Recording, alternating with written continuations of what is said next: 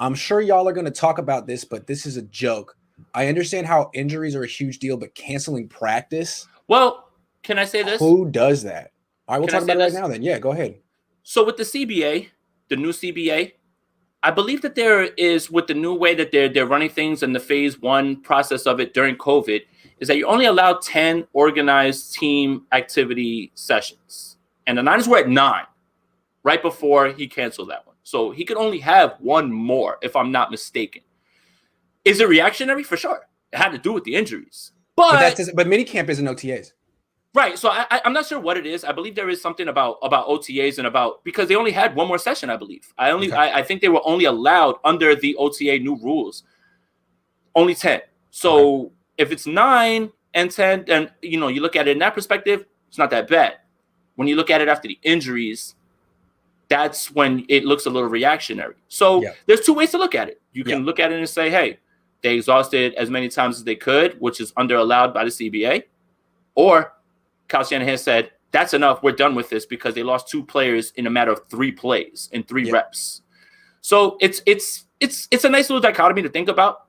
But at the same time, I'm not completely against it. I jokingly tweeted out a picture of him screaming at NASCAR about no more practices. Clearly, they felt the same exact way afterwards, and it worked. Finally, so Kyle Shanahan definitely looks at my Twitter as well. As soon as I said that, an hour later, he was like, yeah, cancel, practice is canceled. But yes, it is a good discussion, honestly, at this point. And it's one that deserves to be discussed at this point. It's not something that you can just brush away at this point. It's clear that this team, it's on their mind. It was on their mind in the draft. That's why they drafted how they did. They drafted depth piece after depth piece after depth piece all the way through. So, yeah, it's been on the mind of this team. It's clearly on the mind of the organization. They fired the entire strength and conditioning staff. If it wasn't a concern, they wouldn't have gone to those lengths. They wouldn't have done those things. Do you like the decision to cancel minicamp? Yes, I do.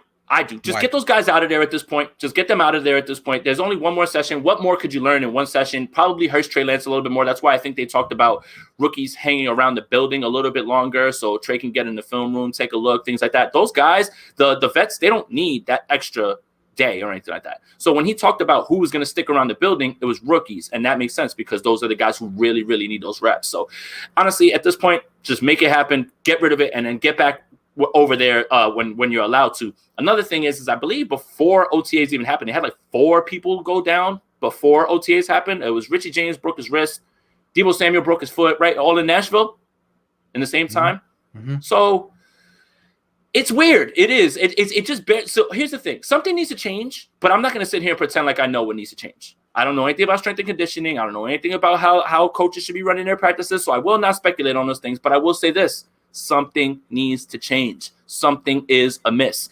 And it was happening before Shanahan got there. So let's also point that out. The 49ers have been at the top of the injury list for a long time, but something needs to change. Something needs to happen. I don't like this, man. It rubs me the wrong way. I'm glad to hear that Trey Lance is staying, because one of my big things is like, he needs reps, not on the field. But here's my thing. I feel like what I said about this, what I said about Kyle heading into spring practices, he may disagree, but I don't think it's really imperative to do a lot of competition in spring. You're not really in football shape. Nothing any player does is going to help him make the team in June. I think it's dangerous. And what you could do, I mean, what they used to do back in the day in the NFL, you'd have double days in August, but in the spring it was walkthroughs and teaching.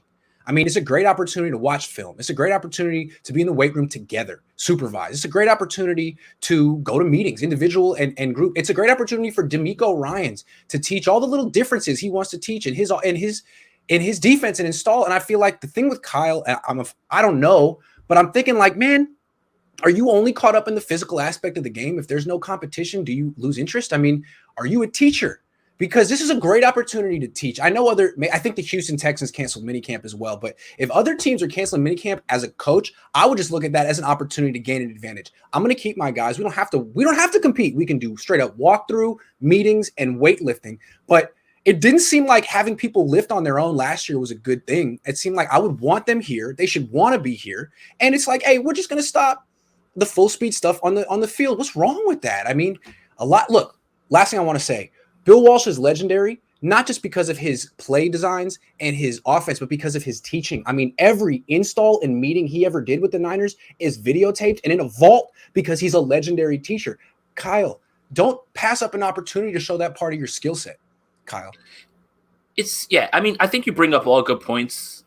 It's just, again, I don't know what can be done. I really don't. And I'm not going to speculate. I'm not here to tell you, hey, they need to stop lifting weights. But here's the part that I'll ask you. And this is the part that I think bears at least a little bit of research, because I don't think I have the time to do it, but maybe someone out there can.